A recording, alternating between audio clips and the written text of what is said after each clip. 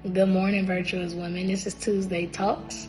How are y'all doing? My name is Jaslyn. I am a banker in Georgia. I hope y'all are having a lovely day.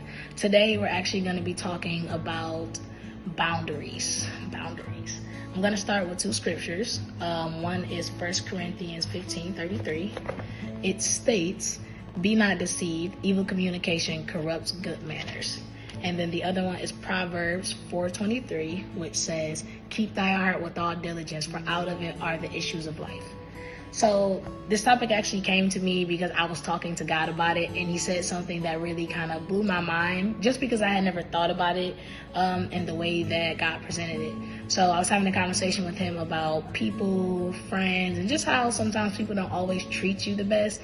And the response I got was, did they treat you bad, or did you not set consistent boundaries, meaning that you weren't a good steward over yourself?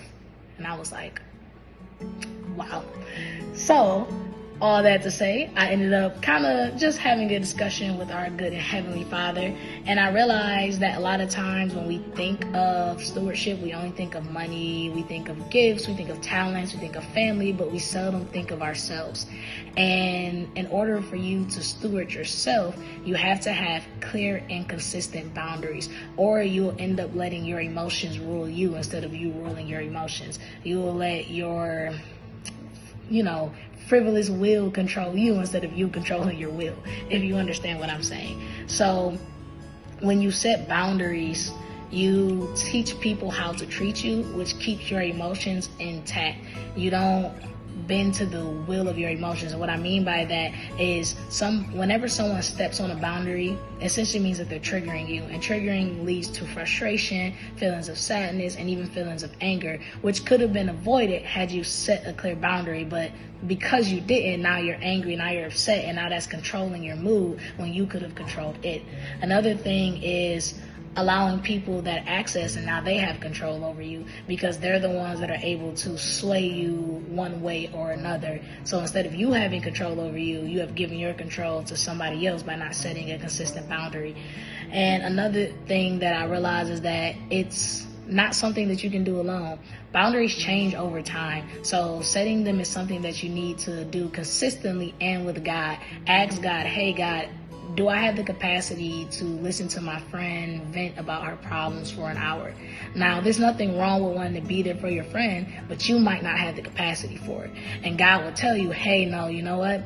You don't have that in you right now. I'm holding you. You holding on by the hem of the garment.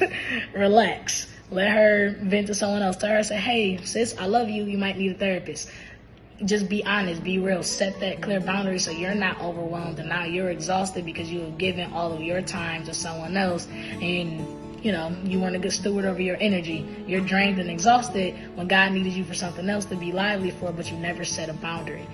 Another thing is, do you have the capacity to minister to that person right now? We love ministry. We love to evangelize. We love to disciple people, but you might have too much on your plate. And at that moment, you need to ask God, hey, what's the boundary that I need for this person? Is this somebody that I can walk with daily, text daily, or is this like maybe I check on them once a month? And then it might change. He might say, hey, I need you to talk to this person every single day, to once a month, and then back to every single day because of what you can handle.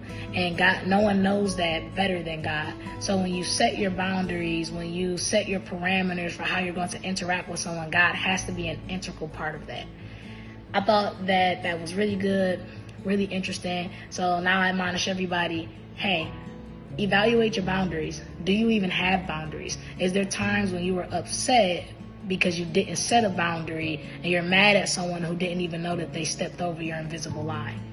Be honest with yourself, be real with yourself, and go to God and ask him, hey, what can I handle in this moment? Where should I stop? Ask God where you should stop, because what you feel might not be what he's allowing at the moment.